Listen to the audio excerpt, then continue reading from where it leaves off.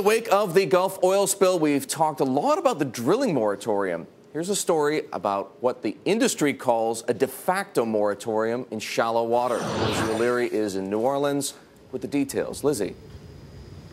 So the major moratorium applies only to deep water drilling, but this is in shallower water, and the industry says they're having significant permitting issues actually getting new permits issued for shallower water drilling. So we went to a place called the Rig Graveyard, and this is off Cameron, Louisiana. It's the western part of the state, and this is a place where particularly shallow water rigs come and park for service. They idle there for a while, and you can see huge groups of rigs. At this point, probably about 15, 20 of them. A lot of these are there before the drilling moratorium was put in place, but the permitting issues have made it harder for these rigs to go back out into the water where they would be drilling. A lot of them owned by Hercules, the largest shallow water driller. There was a meeting in Washington. Hercules General Counsel described what they want from the administration.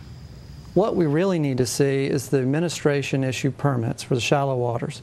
There is no moratorium in effect, but there is. If you ask our workers, they don't have work to do. We have rigs going idle, and we could dismantle the industry in the shallow waters by the end of August. 27 of those 50 rigs could have no work to do. Now, the Interior Department says 9 shallow water permits have held pending until these new regulations have put into place, until they can figure out how drillers would deal with the blowout scenario. They say 17 of 36 permits have gone forward, but you certainly have some pushback from the drilling industry here, not just in the deep water rigs, but in these shallow water rigs, which populate the Gulf Coast up and down, really, from Texas all the way to just off Alabama, guys.